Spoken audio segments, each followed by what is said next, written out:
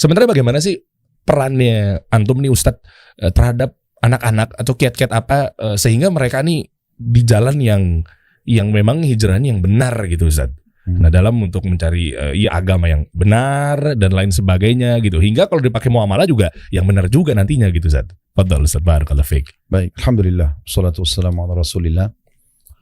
Pertama sekali memang setiap muslim harusnya memahami kalau kita ini semuanya marketing dan kita punya produk. Produk itu namanya Islam. Nah, bagaimana kita semua ini sebagai seorang marketing bisa menjual produk kita ini? Itulah yang dimaksudkan dengan firman Allah Subhanahu wa taala, "A'udzubillahi minasyaitonir rajim, ud'u ila sabili rabbika." Berdakwalah di jalan Tuhanmu, gitu kan? Juga sabda Nabi SAW, "Ballighu anni walau ayat." Sampaikan dariku walaupun satu ayat. Ini berlaku untuk semua muslim. Dan makin mereka masih muda, makin bagus. Yang penting kan memang berbobot, berisi ilmu gitu. Oke. Nah ini dulu poinnya. Kalau kondisi kita sekarang umat Islam ini kebanyakan mereka nggak paham poin itu. Mereka nggak nganggap penting untuk mempromosikan Islam ini sehingga mereka juga feedbacknya tidak penting untuk mempelajari Islam. Karena dia nggak punya barang yang ini bukan produk saya kok gitu. Oke. Jadi makanya ada banyak suami bernama Muhammad, istri bernama Aisyah, tapi tidak ada figur Muhammad dan Aisyah pada diri mereka. Oh, masya Allah, ya juga ya. Nah, jadi bagaimana poin pertama dulu kita fahami Islam itu adalah agama satu-satunya Allah ridhoi yang Allah sebutkan dalam Al-Quran. Inna dina indallahil Islam.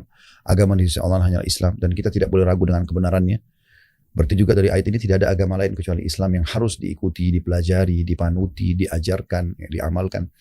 Nah ini poin dulu. Setelah kita sepakati poin ini, maka setiap orang yang kita pasti akan merasa saya punya produk namanya Islam.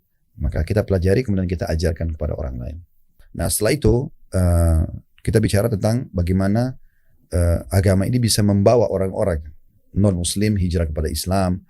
Kemudian orang-orang yang masih jauh dari agama untuk hijrah ke dalam agama. Nah ini butuh poin yang kedua, yaitu bagaimana mereka mempelajari Islam itu dengan benar, tapi dari sumber yang benar juga. Harus ada jelas dalilnya, ada qala Allah, qala Rasul, dan tidak cukup sampai di situ. Karena hampir semua umat Islam pun yang coba mendakwakan Islam, walaupun mereka tanda kutip punya kekeliruan itu, mengatakan kami juga landasannya Al-Quran dan Sunnah. Cuma mereka tidak ambil sebuah poin penting, yaitu sesuai dengan pemahaman para salafus saleh. Maksudnya para sahabat, para tabi'in, tabi'in, generasi-generasi yang memang sangat yang sahabat interaksi langsung dengan Nabi pada saat wahyu turun. Mereka menyaksikan, mereka merasakan, mereka bahkan ada yang turun wahyu pada mereka, gitu kan? Sehingga sesuai dengan pemahaman para sahabat ini. Yang melanjutkan adalah para tabi'in, lanjutkan lagi para tabi'in, dan seterusnya begitu. Sehingga kita bukan memahami Al-Quran dan Sunnah sesuai dengan hawa nafsu kita sendiri. Tapi ternyata sahabat itu fahami begini, tabi'in fahami begini, supaya tidak salah. Supaya tidak salah. Nah ini